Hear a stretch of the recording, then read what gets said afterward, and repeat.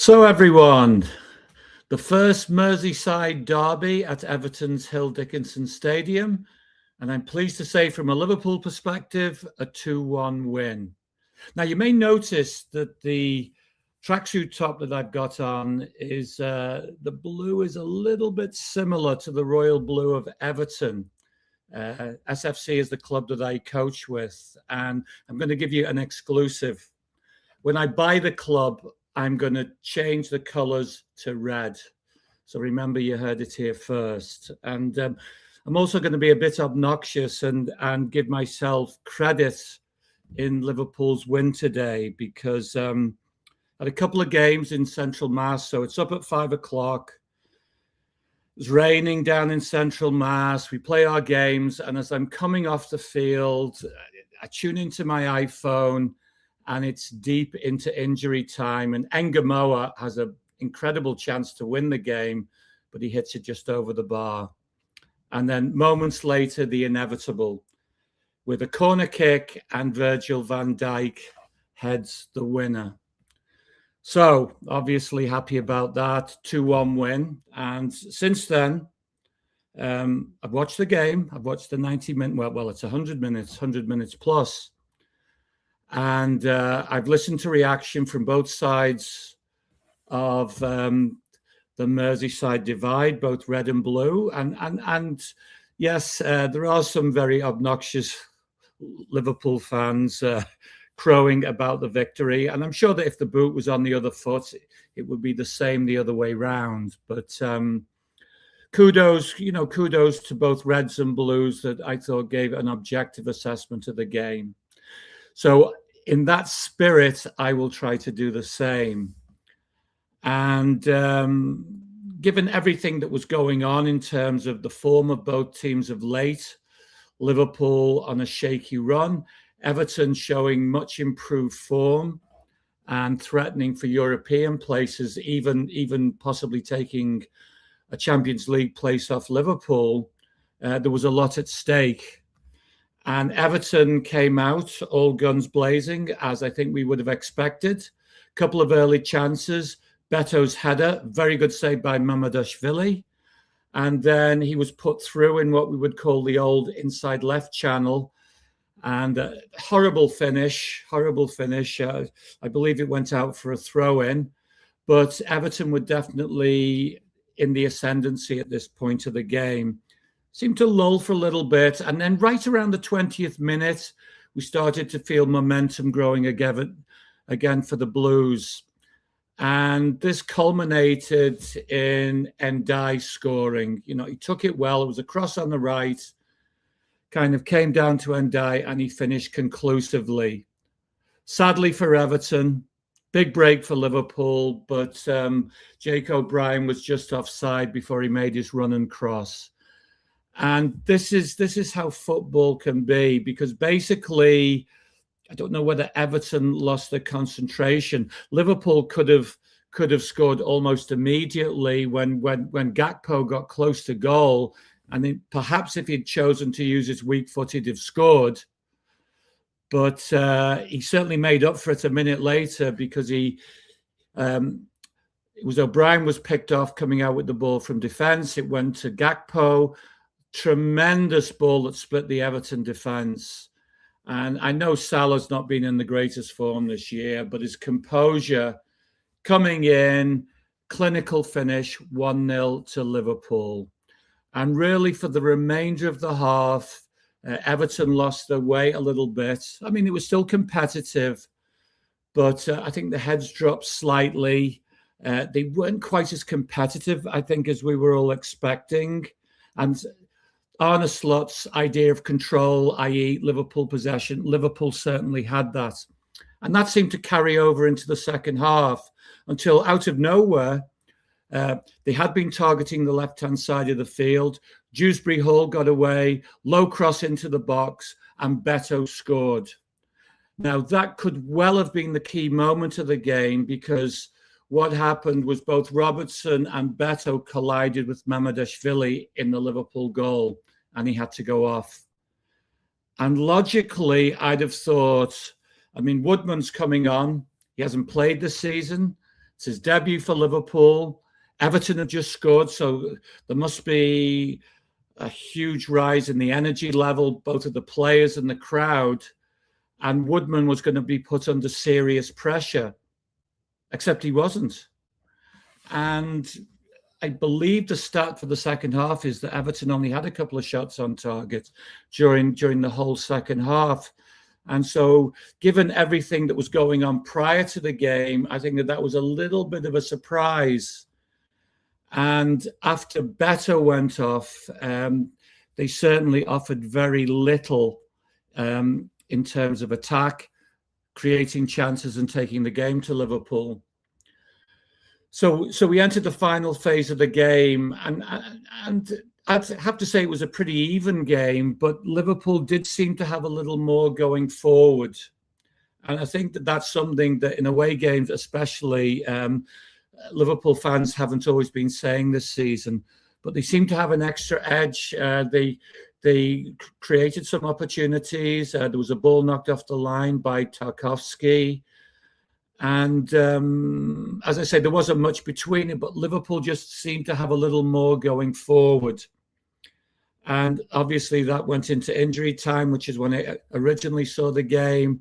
And of course, Van Dijk did a repeat of his own debut, which was way back in 2018, and he scored a late winner for Liverpool. So, yes, it's history repeating, not just for Van Dijk, but I believe it's the sixth time that Liverpool have defeated Everton in a Premier League game in the 90th minute or more.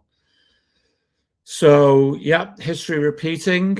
How do I see the game overall? I think that what I would say is there's not much difference between the two teams. From a Liverpool perspective, and I am a Liverpool fan, I thought, given everything that's gone on prior to this game in terms of disappointing performances against Manchester City and PSG, that there was always the possibility that a strong collective team like Everton could really take advantage of a team that at times has been down and looked dispirited. So I would credit Liverpool that certainly never looked the case, even when Everton were on top in the opening stages. And I think for most of the game, they had, after that initial spell, after the first goal that Mo Salah scored, they had a degree of control.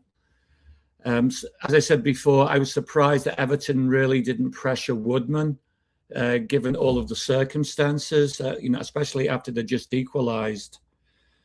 But I thought it was a solid performance by Liverpool without going over the top too much. I think the results at the end of the day probably means more than the performance. I thought Jones and Gakpo, who are players who've been criticised a lot this season by the fan base, I thought they both had good displays. Were they perfect? No. Isak up front, I'd have to ask, well, why is he starting these games? And I can guess that probably from the manager's perspective, he's trying to give him minutes and try to build something up. But basically, as against PSG, he was pretty much a non-event. I think he had a shot just before half-time, and that was about it. But pretty much he was off pace. And wouldn't it be better to bring him on maybe when the game's opened up a little bit more? Because he doesn't look confident at all, does he? I'm hearing criticism for Wirtz, and I can see that to some degree. I think there's a lot of nice touches, and yes, he does look lightweight at times. But I see something there. And I don't know whether it's the system. Where would he do better? Would he do better in a diamond midfield? Would he do better in a 3-5-2? Possibly. But that's a problem that needs to be solved down the road, whether it's by Arne Slot or maybe another manager, as I think many fans are advocating for at this time. So a solid performance from Liverpool. And I guess the plus from all of it is they now stand 7 points ahead of Chelsea. and they have to be in the pole position now to claim that Champions League spot, because they're still only 3 points behind Villa and United, which are teams that they both have to play. So they're in a good situation. Questions will be asked of the manager during the difficult run that we have ahead. And I think now's the time for him to show what he's made of, because he's complained a lot this season about injuries. And I think it's only now that he's got a legitimate claim that he does have some serious injuries to deal with. Because I don't know what the situation is with the goalkeeper, Mamardashvili, but yeah, I mean, if he's out, then he's down to his third string. So yeah, let's see what Arne Slot can do with this difficult run of games that comes up ahead. Crystal Palace next weekend. And they've played Crystal Palace 3 times this season, and they've not beaten them once.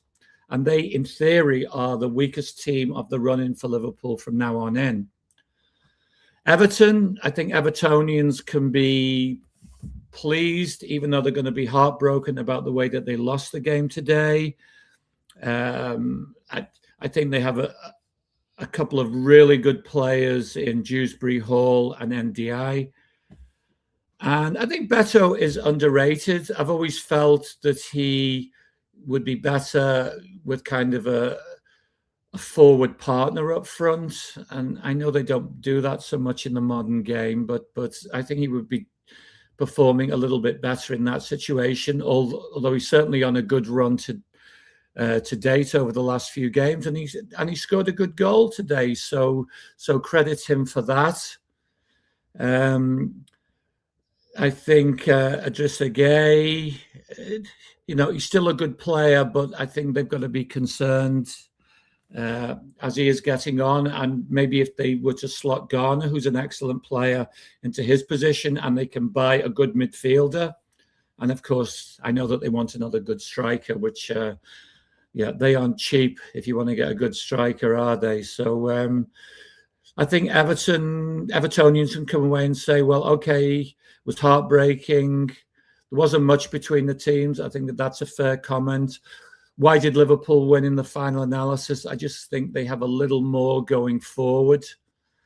And whilst I would still question some of the team aspects of the Liverpool performance, not just today, but over the season, I think that they did show a little bit of a gutsy type of attitude, especially after Mamardashvili went off. So I think you've got to give the Reds credit for that. So 2-1, Liverpool have christened the new Everton Stadium, Hill Dickinson. Obviously, I hope that Liverpool can cement their place in the Champions League, and I hope that Everton can get European football as well, because even though I always want to get one over on the blue half of Merseyside, I'm a great believer that the real enemy is down the East Lancashire Road, and I'd rather see Everton doing better than either United or City. So I'll leave you on that note. Love to hear your thoughts. Hope that you'll subscribe, and I guess I'll be back after Crystal Palace next week. Bye now.